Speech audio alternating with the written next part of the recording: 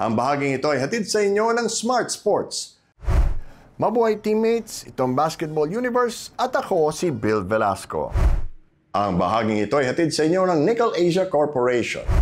Noong 1990s ang kasagsagan ng 3-on-3 basketball o streetball dito sa ating bansa. Bago ito nawala ng ilang taon. Pero may isang grupo na patuloy pa rin na binubuhay ang 90s style ng pag-promote ng street basketball.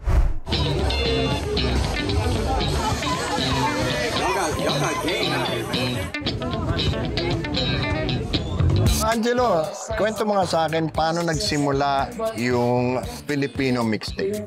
Well, Filipino mixtapes, we start siya when back like 2003 pa talaga eh. Okay. How it all originates. There's a crew during my college time. They call themselves the Flip Ballers. Okay, yes. So, it's with Nino, Lasso, and Joshua. Those are my good friends until now. Then, right after like fast forward 2 decades, and ano na eh, this the next generation, the sila Reaper, Kyle Irving, but still like one of the legends of streetball of the Philippines, Bounce, is still with me, and we need to sumabay sa panon eh, it's a social media team eh. I don't do social medias way back before eh. So my Friendster, like how we met, like it's through ano lang eh, friends of friends. Pero ngayon, like what been Reaper, Kyle Irving doing it, the other influencers, sports influencers especially, sobrang grabe yung reach. Like even locals, I was so surprised, and right now sabi ko, from Flip Ballers, Filipino ballers, then maybe we can do it something like not just basketball being ballers, but still ballers. So bring in the Filipino, and then mix it up as like a mixtape, like during mga time ng mga mas bata sa atin. BCD. BCD, taste, ganun. So mix up of talents, mix up of culture. And that's how I will do. Bakit hanggang ngayon tinutuloy mo pa rin? You know, pwede ko masabi, you're one of my inspiration din. Kasi, you know, we were starting out, naglalawa kami ng BCD to promote ourselves. And I was really surprised, like, Mr. Bill Velasco said, I'm supporting you guys, I will buy 2 BCDs. And that was 2 BCDs. That Yun lang kaya ng pera ko. No! Like, yung iba kasi, dati parang isang BCD lang, all good na. Dahil kasi isa lang naman BCD player natin. Tapos, sila lang ma-invite mo. Like, 5 people, 10 people. But showing that concern na parang, I asked you, like, how do I pay back? Parang invite, parang we can do show. So ano, sabi na, pay it forward.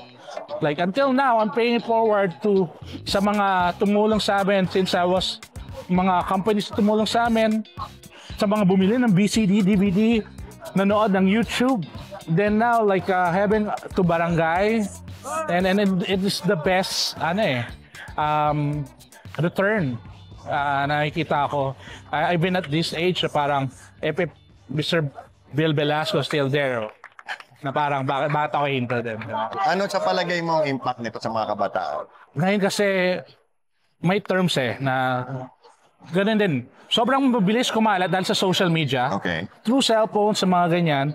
Pero may consequence. Yung mga bata, sobrang napupunta na sa going to cellphones. Gadget. I got nothing against with online gaming kasi may sports na dyan, may ano na dyan, may Olympics na dyan.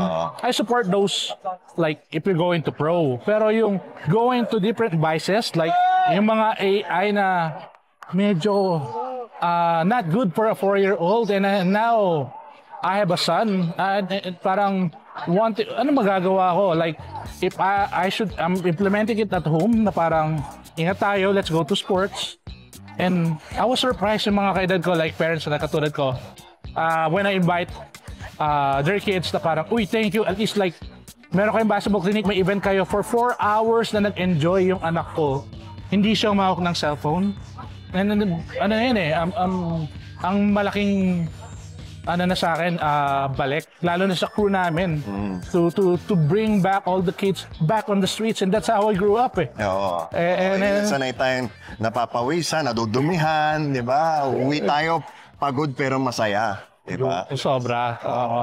Yun yung something na talagang mas gusto kong parang maibalik sa atin. Just now, like, nagsimula kami 3 p.m.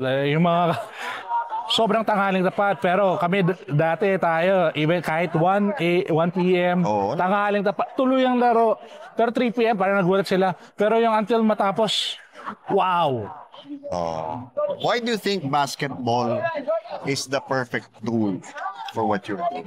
We're in the Philippines, alam ko sobrang marami nating minamahal na sports. Nandyan yung mga in-idol natin from billiards to boxing. Men, kahit bowling, nag-bowling ako. Pero basketball, we're shorter. Naalala ko yung nag-coach sa amin eh. Parang we are the smallest in the whole world sa dating ng basketball. But we got the biggest heart. Yes. Puso nga sigaw ni Jimmy Palapag. Okay, so for you, how long do you think you still do this? Kasi sabi mo nga dalawang dekada na kayo. Ako, naka-4 na ikaw. Naglalaglagan na tayo ng edad. As long siguro may nakita ko yung anak ko or maging apo ko, then may bata na nangangailangan ng guidance ko o guidance ng group ko, tutuloy namin to. That's how I love basketball. Ganyan ko siya natutunan. Ganyan nag-give back ang basketball kung ano nabigay sa akin through time. Tutuloy ko to buong pusa.